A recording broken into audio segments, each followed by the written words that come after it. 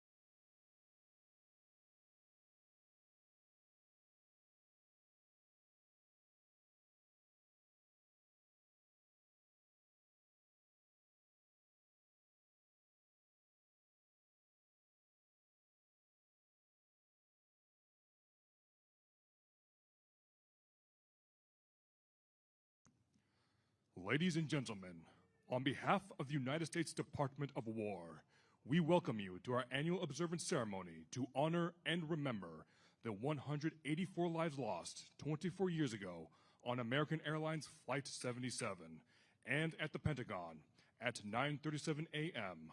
on September 11th, 2001. At this time, we ask that everyone please silence all mobile devices.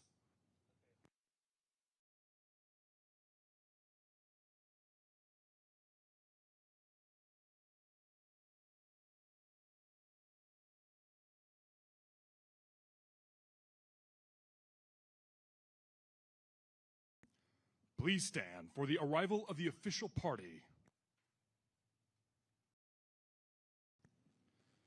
Please welcome the Chairman of the Joint Chiefs of Staff, General Dan Kane, the Secretary of War, Pete Hegseth, and Mrs. Jennifer Hegseth.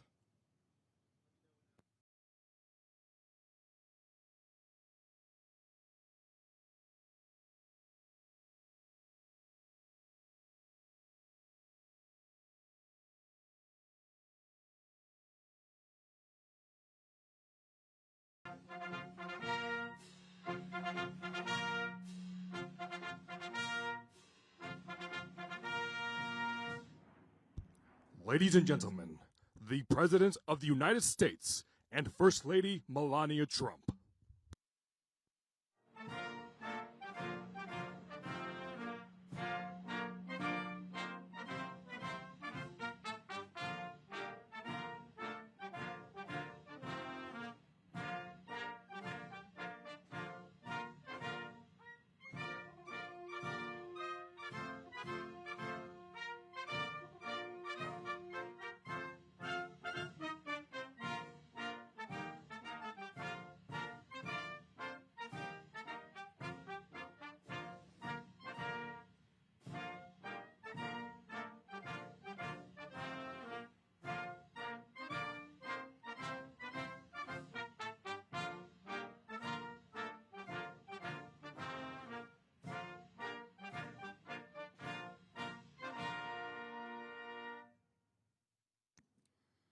Please remain standing for the presentation of colors and the playing of the national anthem performed by the United States Air Force Band, directed by First Lieutenant Julian Sconiers, and the Joint Armed Forces Chorus, directed by Captain Bonnie Alger.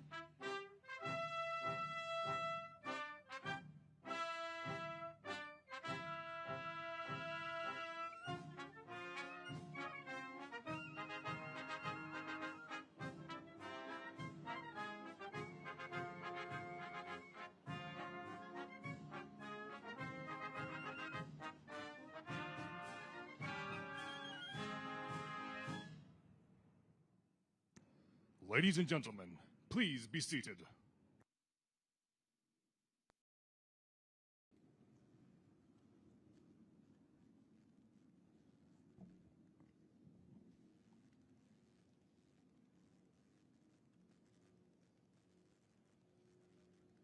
Dr. Paul W. Ambrose. Specialist Craig S. Amundsen, United States Army. Petty Officer, 3rd Class, Melissa Rose Barnes, United States Navy. Master Sergeants, Mats J. Belkey, United States Army, retired. Dr. Yenino Beatru. Petty Officer, 2nd Class, Chris Romeo Bashundat, United States Navy. Carrie R. Blackburn. Colonel Canfield D. Boone, United States Army. Mary Jane Booth.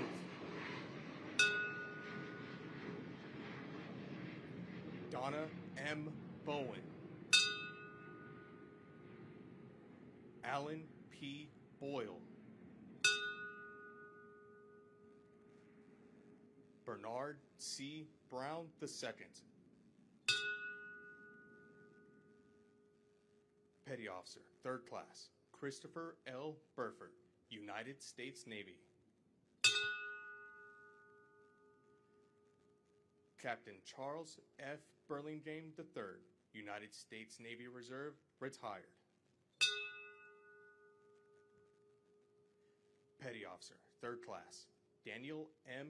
Caballero, United States Navy. Sergeants, 1st Class, Jose O. Calderon Olmedo, United States Army. Suzanne M. Calley.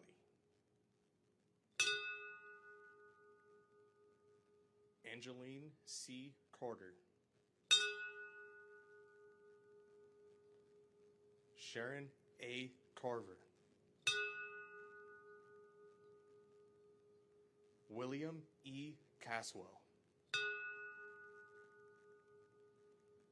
Sergeants, 1st Class, John J. Chada, United States Army, retired. Rosa Maria Chapa.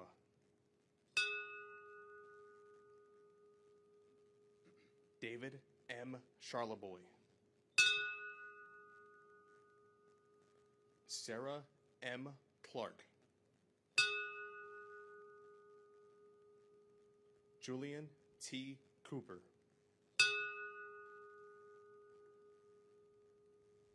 Asia S. Cotton. Lieutenant Commander Eric A. Cranford, United States Navy.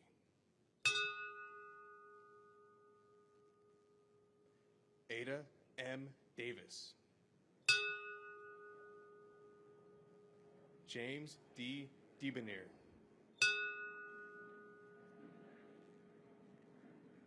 Captain Gerald F. DiTanto, United States Navy.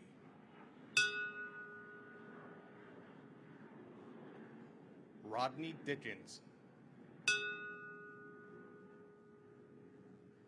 Lieutenant Colonel Jerry D. Dickerson, United States Army. Eddie A. Dillard. Petty Officer, 1st Class, Johnny Dotter, Jr., United States Navy.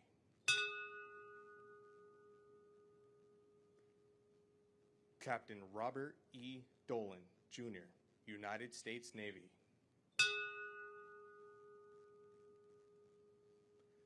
Commander William H. Donovan, United States Navy.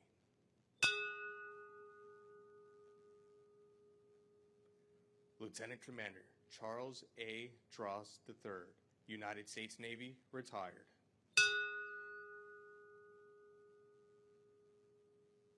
Commander Patrick Dunn, United States Navy.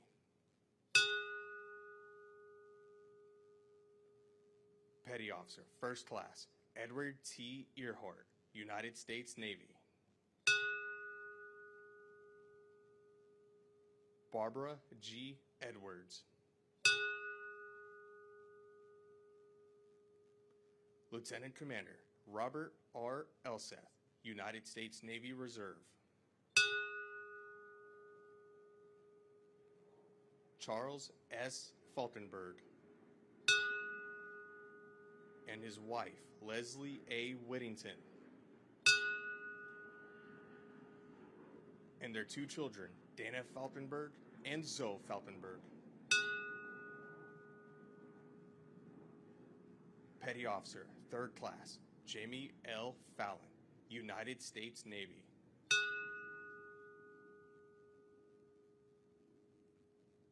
J. Joseph Ferguson. Amelia V. Fields.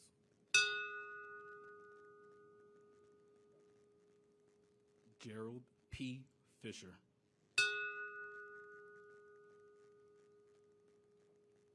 Darlene E. Flagg. And her husband, Rear Admiral Wilson F. Flagg, United States Navy Reserve, retired.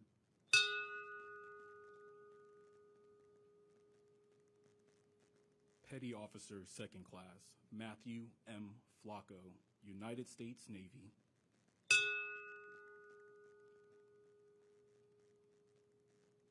Sandra N. Foster.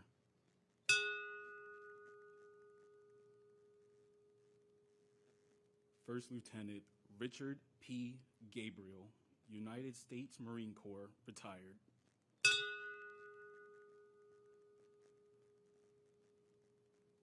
Captain Lawrence D. Getzford, United States Navy.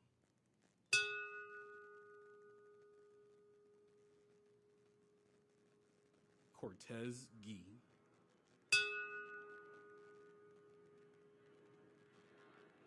Brenda C. Gibson.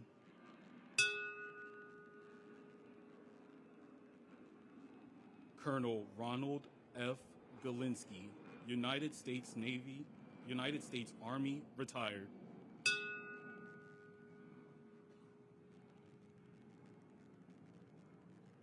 Ian J. Gray.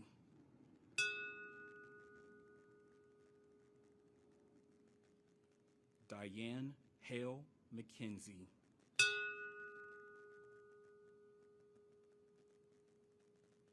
Stanley R. Hall.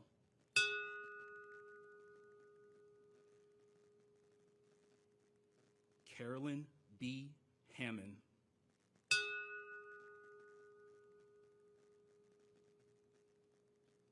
Michelle M. Hindenburger.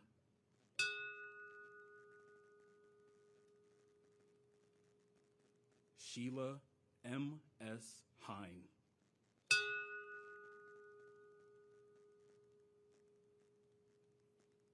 Petty Officer, First Class, Ronald J. Hemingway, United States Navy.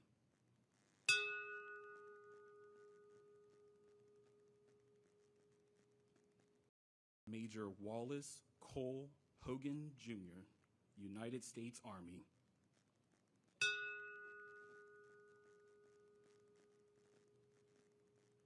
Staff Sergeant Jimmy I. Hawley, United States Army, retired.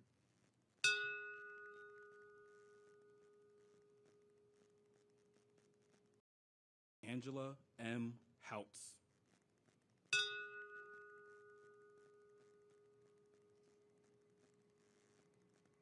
Brady K. Howell.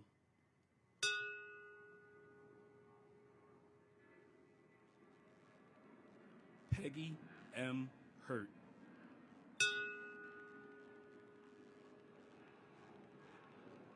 Lieutenant Colonel Stephen M. Highland, Jr., United States Army.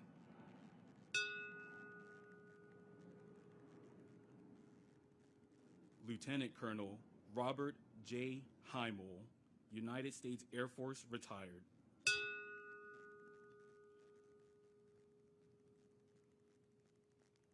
Sergeant Major Lacey B. Ivory, United States Army.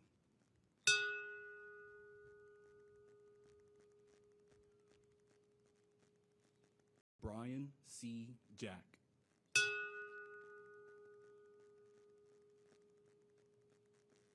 Stephen D. Jacoby.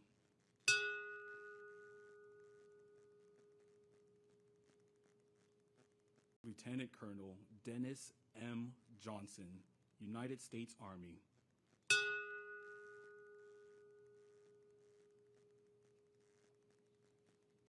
Judith L. Jones.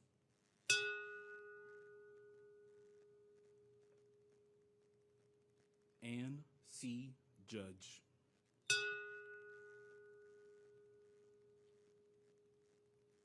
Brenda Kegler.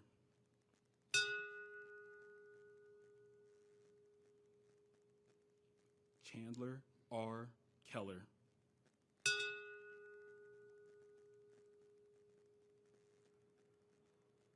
Yvonne E. Kennedy.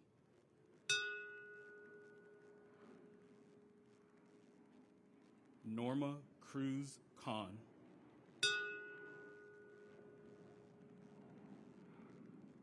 Karen Ann Kincaid.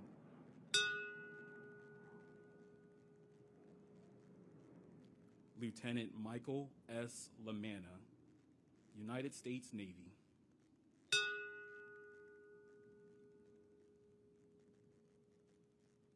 David W. Lachek.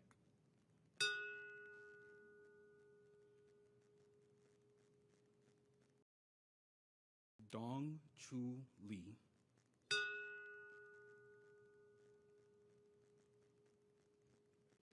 Jennifer Lewis. And her husband, Kenneth E. Lewis.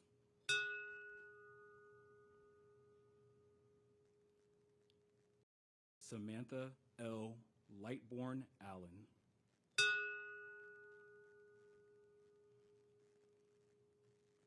Major Stephen V. Long, United States Army.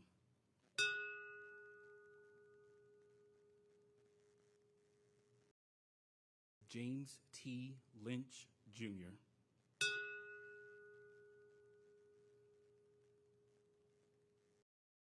Terrence M. Lynch.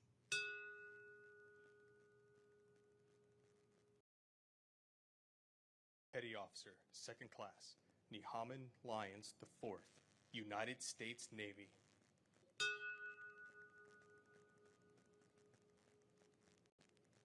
Shelley A. Marshall.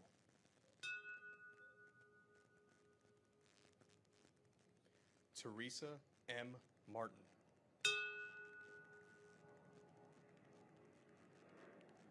Ada L. Masonacker.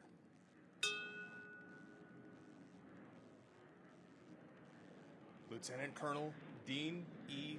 Matson, United States Army.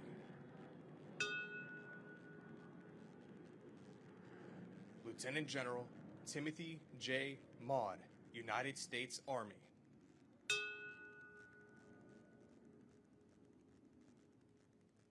Robert J. Maxwell.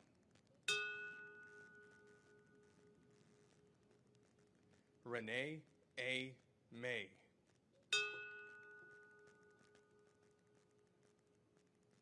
Molly L. McKenzie.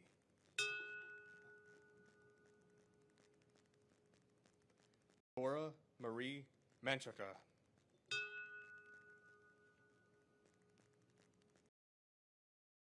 Patricia E. Midley.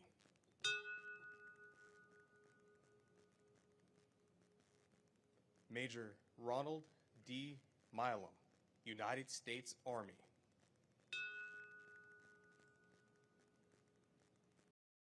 Gerard P. Moran, Jr.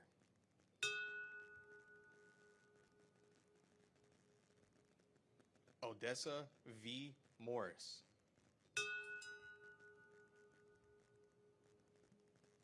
Petty Officer, First Class, Brian A. Moss, United States Navy.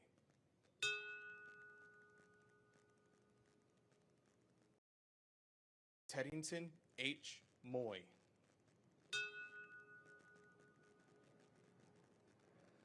Lieutenant Commander Patrick J. Murphy, United States Navy Reserve.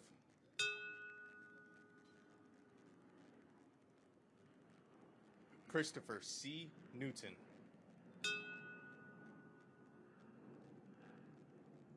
Con Nok Nguyen.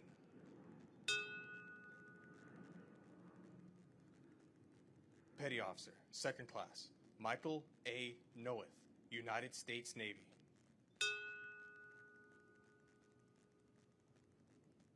Barbara K. Olson.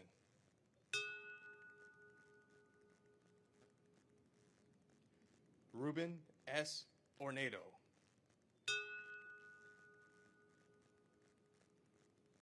Diana B. Pedro.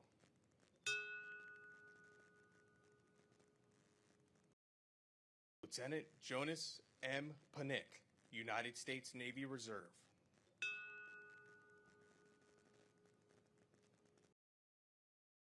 Major Clifford L. Patterson, Jr., United States Army.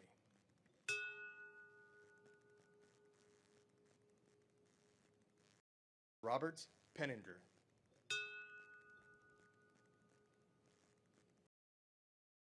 Robert R.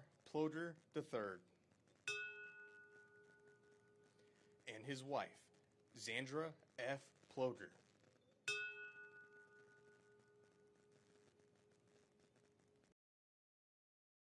Lieutenant Darren H. Pontel, United States Navy Reserve.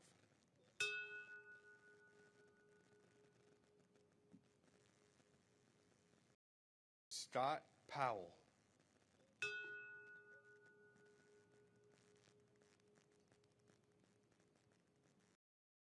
Captain Jack D. Punches, United States Navy, retired.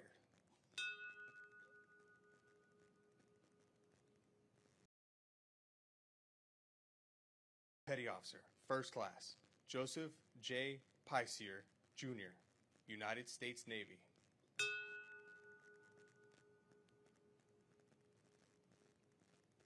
Lisa J. Rains.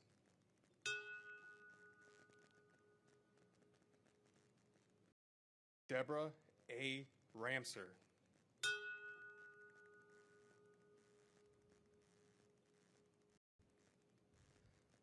Rhonda Sue Rasmussen.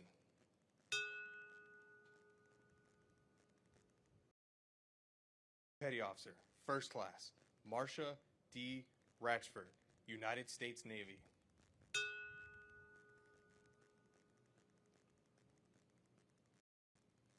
Martha M. Resty.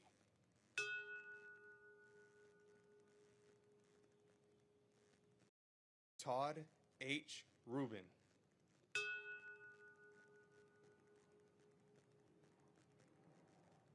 Cecilia E. Lawson Richard.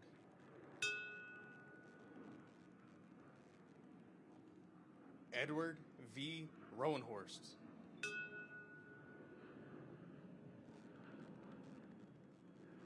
Judy Rowlett.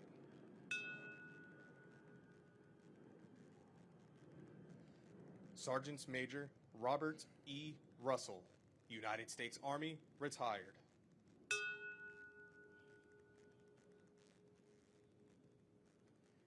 Chief Warrant Officer William R. Ruth, United States Army Reserve.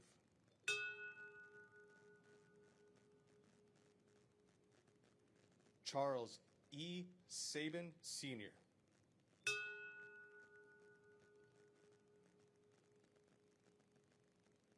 Marjorie C. Salamoni.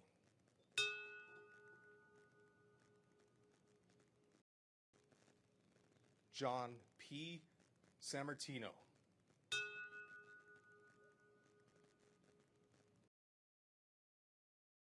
Colonel David M. Scales, United States Army. Commander Robert A. Schlegel, United States Navy. Janice M. Scott.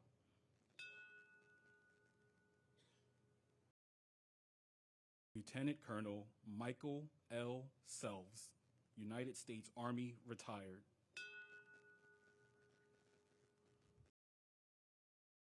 Marion H. Serva.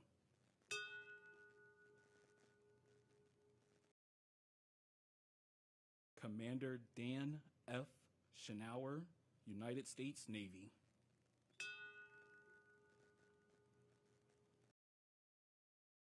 Antoinette M. Sherman.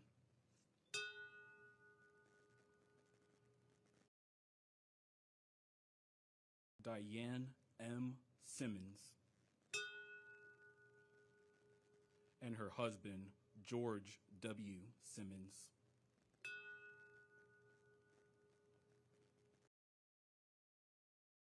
Donald D. Simmons.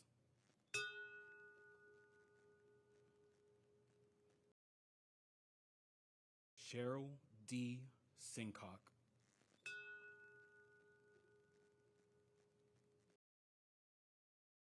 Chief Greg H. Smallwood, United States Navy.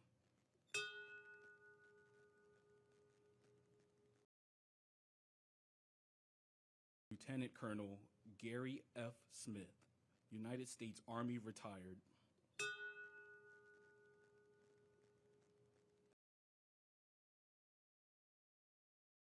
Mary Ray Sopper.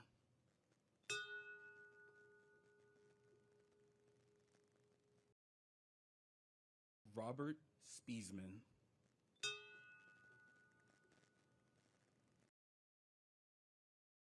Patricia J. Statz.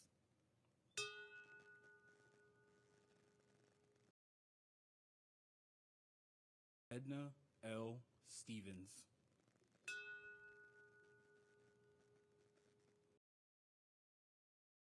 Norma Lang Sturley.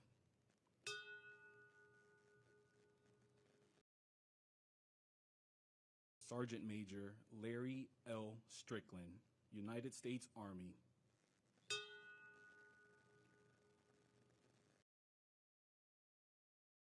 Hilda E. Taylor.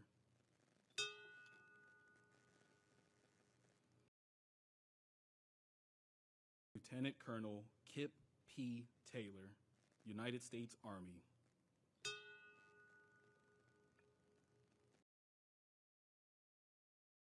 Leonard E.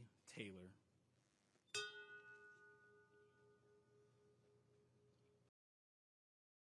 Sandra C. Taylor.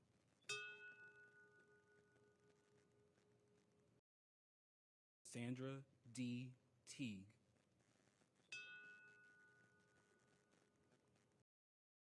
Lieutenant Carl W. Tepe, United States Army, retired.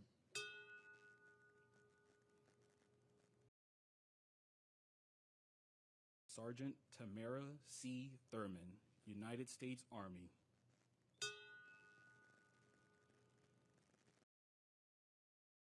Lieutenant Commander Otis V. Tolbert, United States Navy.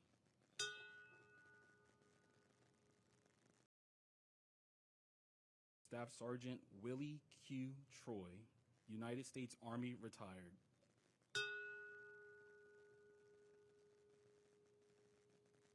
Lieutenant Commander Ronald J. Vaughn, United States Navy Reserve.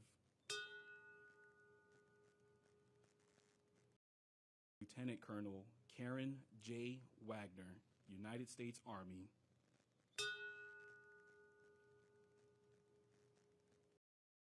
Meta L. Fuller Waller. Specialist Chin Sun Pack Wells, United States Army.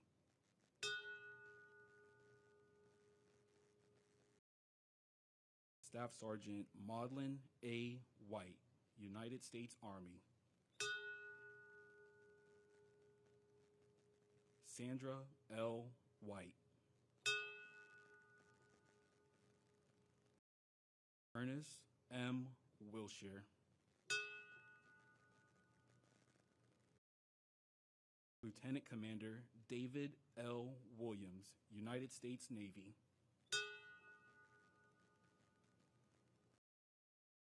Major Dwayne Williams, United States Army.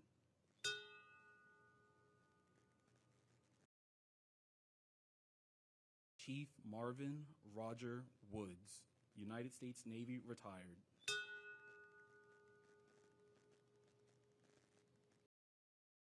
Captain John D. Yamnicki, Sr., United States Navy, retired.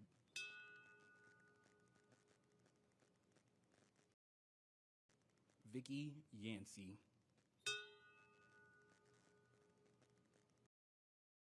Petty Officer, 2nd Class, Kevin W. Yomcom, United States Navy. Chief Donald M. Young, United States Navy.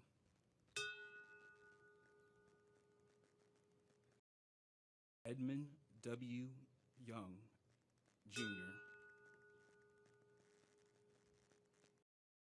Lisa L. Young. Shu-Win Young. And her husband, Yu Guang Zheng.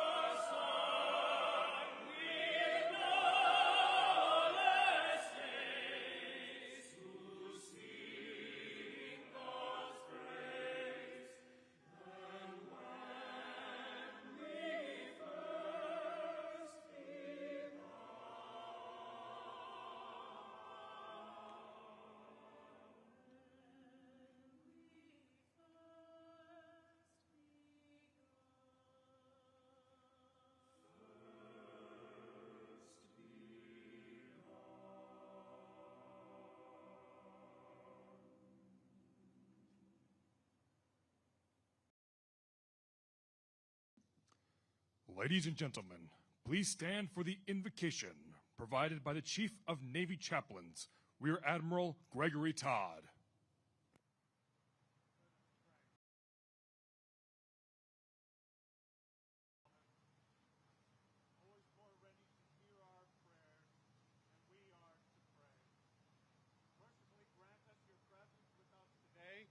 That we may be comforted as we reflect on the events of that fateful day and strengthened for the tasks ahead. While our memory of the violence of September 11th is 24 years old, for many of us the pain still lingers as we consider the heroic sacrifices made by many that day and by many more in the years of war that resulted.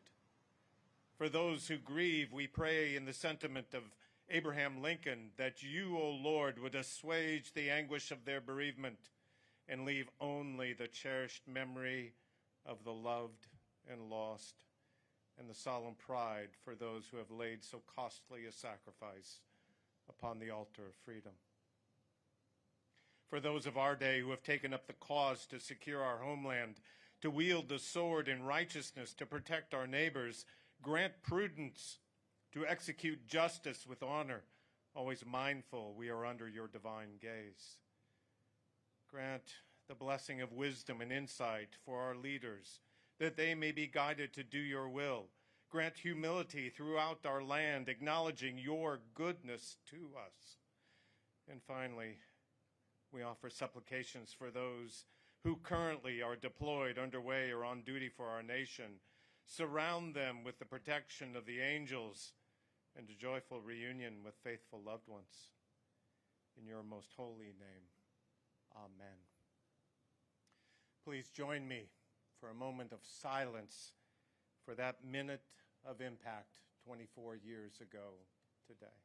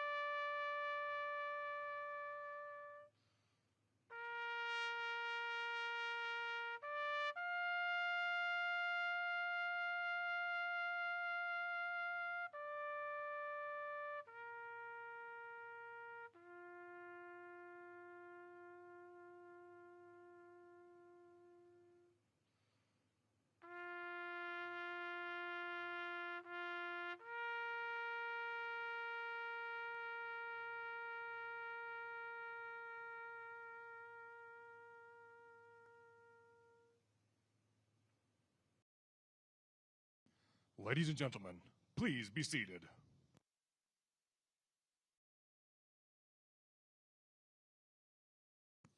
Ladies and gentlemen, General Dan Kane, Chairman of the Joint Chiefs of Staff. Good morning, Mr. President, Madam First Lady, Secretary Hegseth, members of the President's Cabinet, and leaders from across government, the military, distinguished visitors, veterans, first responders, fellow Americans, and most importantly, the families of our fallen from that day. Thank you for being here to gather in remembrance, to grieve our nation's loss, and draw strength from the heroism Americans demonstrated that day. September 11th reminds us that even in the darkest of times, American strength endures, and if attacked, we will immediately fight back. 24 years ago, on a beautiful morning here in Washington, American Airlines Flight 77 took off at 8:20 a.m. from Dulles International Airport with 59 passengers and crew bound for Los Angeles. Here at the Pentagon, soldiers, sailors, airmen, Marines, Coast Guardmen, and civilians began what they thought would be an ordinary day of service. They kissed their loved ones goodbye, dropped kids off at daycare, and commuted in here for another day of duty, having no idea what they were about to face. 200 miles north of here, Al-Qaeda terrorists took control of two aircraft, American Airlines Flight 11 and United Airlines Flight 175.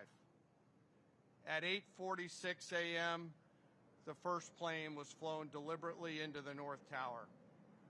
And minutes later, the second airplane was flown into the second tower. We all knew at that very moment that our world had changed, that America was at war. And then at 9:37 a.m., just moments ago, 24 years ago, American Airlines Flight 77 ripped through the west wall here at the Pentagon, where our flag outside the building now hangs. And this ground that we stand upon became hollowed. 2,977 were lost in the attacks that morning. The conventional wisdom is that our nation went to war weeks later in Afghanistan. The truth is, we went to war immediately, and America started to fight back before the attack was even over. In New York City, firefighters, police officers, paramedics, first responders, and everyday citizens charged into towers, climbing hundreds and hundreds of flights of stairs to rescue their fellow Americans. And right here in this courtyard at the Pentagon, as flames filled the corridors and smoke followed, service members and civilians went into that flame to save their fellow teammates. They covered their faces with T-shirts rolled in water to shield their skin and pushed through the fire and rubble. They carried the wounded out and they went back in again and again and again and again until others had to stop them from going back. And even as this building burned, the Pentagon never shut down. Survivors organized and thousands went to work to defend our nation. And there were 40 first responders on United Airlines Flight 93. 40 heroes who, unlike us who wear the cloth of our nation, never took an oath to protect and defend our nation. They just got on an airplane. And knowing full well what was happening, they found the courage and commitment to run forward in that airplane, sacrificing themselves over the fields of Pennsylvania to save Americans that they would never meet and never know. And I, for one, think of them every day and the gift of courage that they gave my squadron mates and I on that day. So as we come here together, let us reflect and let us never forget. Let us never forget the families who've shown us what true courage looks like as they continue to persevere through the years after. And let us all be inspired by the determination of those brave heroes who showed us that day what America is all about. And let anybody who ever considers attacking the United States remember those examples as well, and the great American warrior spirit that was shown that day. Thank you very much. And now it's my distinct honor to introduce our nation's Secretary of War. May we never forget our fallen. May we never forget our deployed. Ladies and gentlemen, the Secretary of War, the Honorable Pete Hegseth.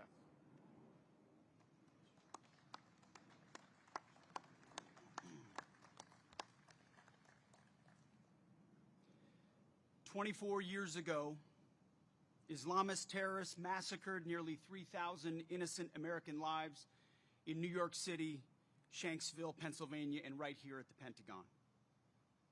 The building you see behind me, the War Department, was targeted in an act of savage evil. And today on these hallowed grounds, we gather to honor those victims and heroes with the resolve to never forget. We gather to pay tribute to the first responders who charged into the flames and up the stairs, to those trapped on planes fighting their final fight, and to the families whose lives were forever altered by that fateful day. Like everyone in this audience, I remember exactly where I was when that first tower was struck. A college junior with a fresh set of Army fatigues in my dorm room closet, having just joined Army ROTC. Like too many Americans, I was naive to the threats brewing abroad and infiltrating our shores. But from that day forward, I felt an unshakable call to action, a duty to defend our sacred homeland with everything I had. Like all of you, 9/11 was the ultimate validator to serve. But I was not alone. An entire generation of warriors stepped forward, willing to pay the ultimate price to exact retribution and secure our country. Forged in the crucibles of Afghanistan and Iraq, we stood watch in distant lands on dangerous missions, often, in retrospect, nebulous missions, all to secure our people and so we could live in peace.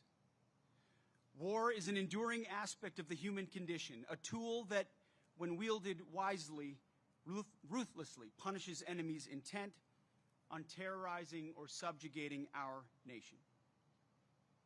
War must not become a mere tool for global social work, eager to risk American blood and treasure for utopian fever dreams. We should hit hard, wreak vengeance, and return home. For 2 decades, our warriors fought with valor every day, far from home, even though sometimes their leaders gave them nation-building missions and half-baked exits. Thankfully today, we have an American military that President Trump has now rebuilt twice. Yet despite the weight of history, the Department of War will always honor the service of our warriors and all they left behind, never straying from the warrior ethos they and those on 9/11 embodied and deserve. We best honor their memory and the memory of 9/11 by learning the correct lessons of that day and the decades of courage that followed. Full hearts, clear eyes. To every member of our War Department, past and present, you are the best, the real elite, the real 1% of this nation. Standing here today, we honor those 184 rings of the bell, souls lost at the Pentagon and on Flight 77. Even as first responders were grossly outnumbered by the wounded, many ran toward the chaos, cared for the injured, and comforted the dying. It was bedlam. But in that moment, American heroism was laid bare. That purpose, that spirit lives on in uniform today. Despite such tragedies, our republic endured. It endured that day. It endured on Flight 93, charging that cockpit and at the Pentagon. It endured over those Islamists. It endured over 2 decades of war, and it endured stronger, wiser, and tougher, forged by the blood and courage of patriots. Our job now is to ensure that future generations inherit a strong and vigilant America. 9/11 is vivid for me and all of you, but it will soon live only in the history books for our youngest. We must teach our children that the price of freedom we love is eternal vigilance. Instill in them the importance of upholding America's Constitution, holding tight to our freedom and our faith, and relentlessly pursuing our enemies. Prepare them to defend this nation by the ballot, the wallet, and when necessary, the cloth of our country, because the world remains a viper's nest. It requires us.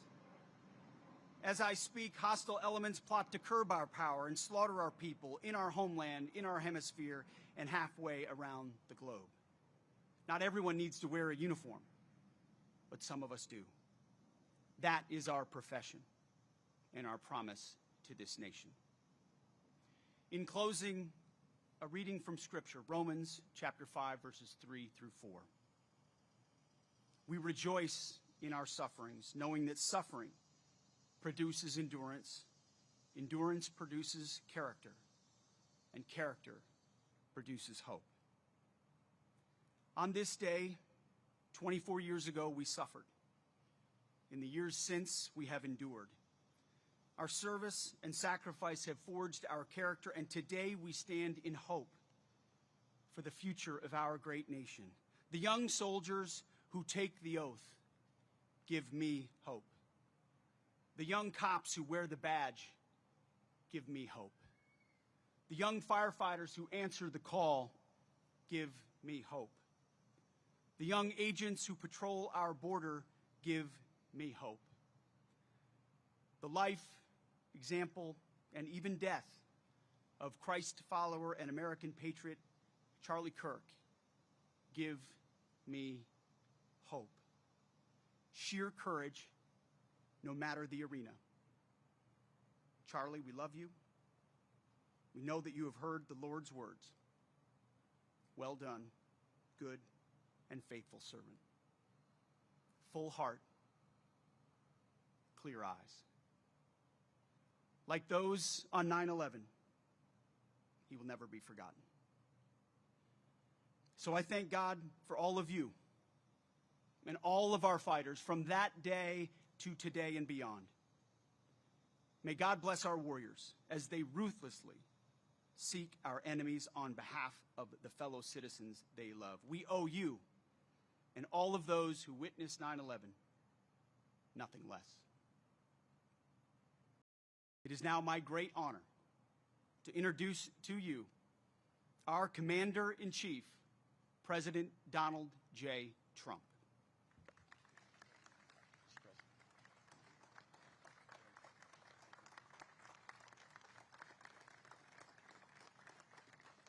Thank you. Thank you very much, everybody. Thank you very much. Before we begin, let me express the horror and grief so many Americans at the heinous assassination of Charlie Kirk have felt. Charlie was a giant of his generation, a champion of liberty, and an inspiration to millions and millions of people. Our prayers are with his wonderful wife, Eric, and his beautiful children. Fantastic people they are. We miss him greatly, yet I have no doubt that Charlie's voice and the courage he put into the hearts of countless people, especially young people, will live on. I'm pleased to announce that I will soon be awarding Charlie Kirk posthumously the Presidential Medal of Freedom. The date of the ceremony will be announced, and I can only guarantee you one thing, that we will have a very big crowd, very, very big. Thank you, my fellow Americans. 84 years ago this morning, the banks of the Potomac were filled with the clamor of construction workers who broke ground on the building now known as the Pentagon. On September 11th, 1941. At the time, it was the biggest building ever built. From that moment forward, this structure stood as a monument to American strength, power, and cherished American freedom. Exactly 6 decades later, on September 11th, 2001, those same walls, built with the sweat and muscle, blood of our parents and grandparents, were scarred by flame and shaken by terror as our country came face to face with pure evil. On that fateful day, savage monsters attacked the very symbols of our civilization. Yet here in Virginia and in New York and in the skies over Pennsylvania, Americans did not hesitate. They stood on their feet and they showed the world that we will never yield, we will never bend, we will never give up, and our great American flag will never, ever fail. That terrible morning 24 years ago, time itself stood still. The laughter of school children fell silent. The rush of our traffic came to an absolute halt. And for 2,977 innocent souls and their families, the entire world came crashing down so suddenly. In the quarter of a century since those acts of mass murder, 9/11 family members have felt the weight of missed birthdays and empty bedrooms, journals left unfinished, and dreams left unfulfilled. To every member that still feels a void every day of your lives, the First Lady and I unite with you in sorrow. And today, as one nation, we renew our sacred vow that we will never forget September 11th, 2001. Amid the horror of that morning, some used cell phones and office lines to whisper their final words to those who mattered most. They whispered indeed. At 8:59 a.m. aboard United Flight 175, Brian Sweeney called his wife, Julie. He told her, "Do good. Go have good times. I totally love you. I'll see you again. I'll meet you up there." 4 minutes later, his plane hit the south tower of the World Trade Center. At 9:12 a.m. aboard American Airlines Flight 77, Renee May called her mom. Just the day before, Renee had learned that she was 7 weeks pregnant, but she never got the chance to share the news. She simply said, "I love you, Mom." 25 minutes later, Renee's plane struck the Pentagon. So violent, a strike it was. At 9:53 a.m. aboard United Flight 93, Elizabeth Waineo called her stepmom. They're getting ready to break into the cockpit. What do I do? I love you so much. They're going to break in. 10 minutes later, Flight 93 ended in the hallowed field near Shanksville, Pennsylvania. At 10:25 a.m., Tom McGinnis was trapped on the 92nd floor of the North Tower when he told his wonderful wife, Elena, on the phone, "There are people jumping from the floors above us. If we get out of here, it'll be a total miracle. I love you, darling. Take care of Caitlin, beautiful daughter." 3 minutes later, the tower fell. Out of the ash, we witnessed the awesome power of that incredible love. We've seen it rise again. Out of the wreckage, we watched unbelievable courage suddenly take form. And out of the darkness, we saw the timeless truth of American character shine for the world to see. In America, we take blows, but we never buckle. We bleed, but we do not bow. And we defy the fear, endure the flames, and emerge from the crucible of every hardship stronger, prouder, and greater than ever before. Last year, we were a dead country. Now we have the hottest country anywhere in the world. In New York, there were heroes like Chuck Costello, a 46-year-old elevator mechanic and a member of the Knights of Columbus. He selflessly ran into the World Trade Center to free people trapped in the elevators. His body was not found until the following January, deep under the debris. While going through his belongings, Chuck's widow, Mary, a phenomenal woman, discovered a personal prayer written in his own words, "Help me to light the way for those in the dark, and when I enter the darkness, let me not panic, but patiently wait to remember the light." Beautiful words. When the time came, Chuck ran boldly into the darkness of hell on earth, and now he shines in the light of heaven above. We remember him this morning. That day we learned that the American heroic spirit was all around us. We saw it in the police officers, the great firefighters, the service members here at the Pentagon, and in the hearts of every American who answered history's call. One such hero was Army Sergeant First Class Steve Workman, who was on the edge of the impact zone when this incredible Pentagon was hit. He was right there. After leading hundreds of people to escape routes, Steve turned back and plunged into the inferno itself. Pushing through the debris, he came upon a severely burned Navy lieutenant, the only survivor from the Navy Command Center. Only one. The wounded lieutenant looked into Steve's soul and said, "Don't let me die." Steve replied, "I won't. I've got you. Just hang on." He wheeled the lieutenant out of the wreckage on the back of a maintenance cart before getting in the ambulance and taking him to Walter Reed Hospital. That man Steve saved, Lieutenant Kevin Schaefer, went on to join the elite team of CIA operatives who located Osama bin Laden. Steve, you're an American hero. We appreciate it. We appreciate what you've gone through. Please stand. Please stand. Where are you? Oh, good-looking man. You're a good-looking guy. You remember that day. You remember that day.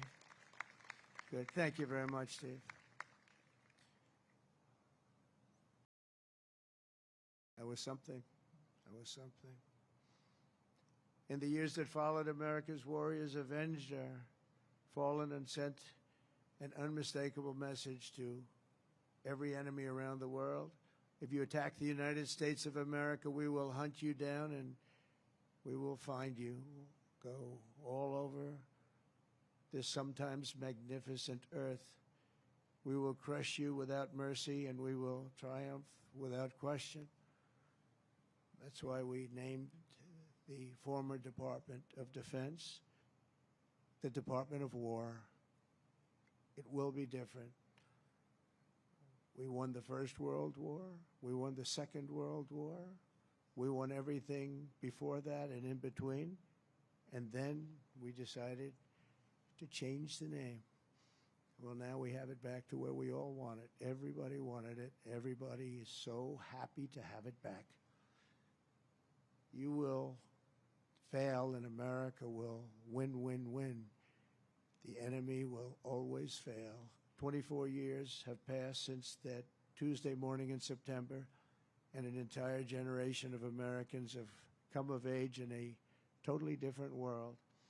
While they cannot remember the agony of that day, they are carrying on the legacy of those who lost. Around 8:30 a.m. on the morning of the attacks, Army Lieutenant Colonel Kip Taylor sent an email to his friends and family describing the joys of fatherhood and his excitement for the upcoming birth of his unborn son. He wrote, "After you have kids, there are days that you just get going and you say, 'Hi, honey, I'm home.' What we do until that moment pales in comparison, but just that little statement, 'Hi, honey,' So American, so beautiful. But that's really the point of it all, isn't it? An hour after he sent that email, Flight 77 flew into Colonel Taylor's Pentagon office and claimed the life of a very proud father and true patriot. 6 weeks later, on October 25th, 2001, Colonel Taylor's son, Luke, was born. Luke then tragically lost his mom to cancer when he was just 2 years old, leaving him to be raised by his father's brother. As a young boy, Luke asked his uncle about the folded flag on the bookshelf, and when he learned about his dad's decades of devotion to the Army and the horrors of September 11th, that's when he learned. Luke carried that memory with him and joined the ROTC as a college freshman.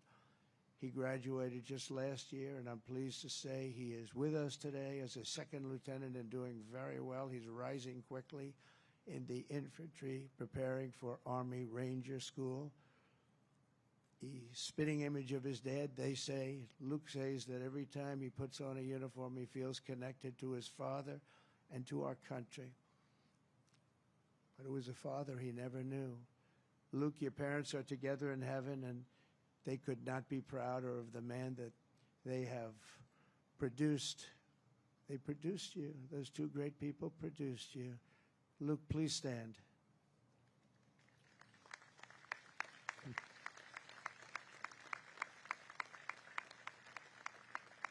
Thank you.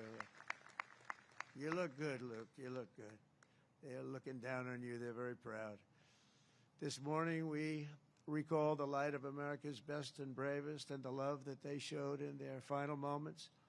In their memory, we make a solemn pledge and a noble promise. We will honor always our great heroes, and you are our heroes. There's a group of people that don't want to talk about our heroes, but we will always talk about our heroes, and that's the way our country is, and that's the way the people feel. We will defend the nation they served, the values they upheld, and the freedom for which they died. We will support our troops, we will protect our families, and we will preserve the American way of life for every future generation. We will build taller, grow stronger, fight harder, and soar higher. And together we will go forward as one people with one heart, one fate, one flag, and one glorious destiny under Almighty God. May God bless the memories of those who died and the heroes who fought and the soldiers who still stand watch. May God bless the United States of America. Thank you very much. Thank you. Thank you.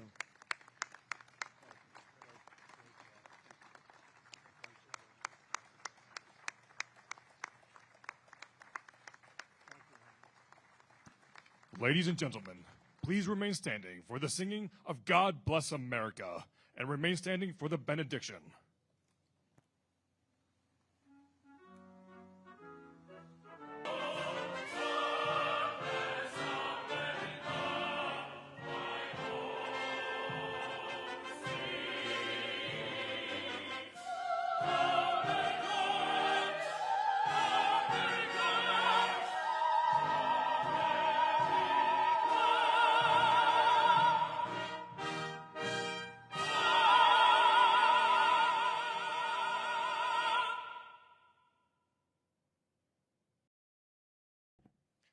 Let us pray. Almighty and merciful God, gratefully we acknowledge your presence with us this morning and implore your presence day by day. Grant peace for those who grieve, wisdom for those who lead, and courage for those standing the watch for our nation. We implore your blessing, not asking you to conform to our will, but that you would align us with yours. Now may the Lord bless us and keep us. May the Lord make his face shine upon us and be gracious unto us. May the Lord lift up his countenance upon us and give us peace. Amen.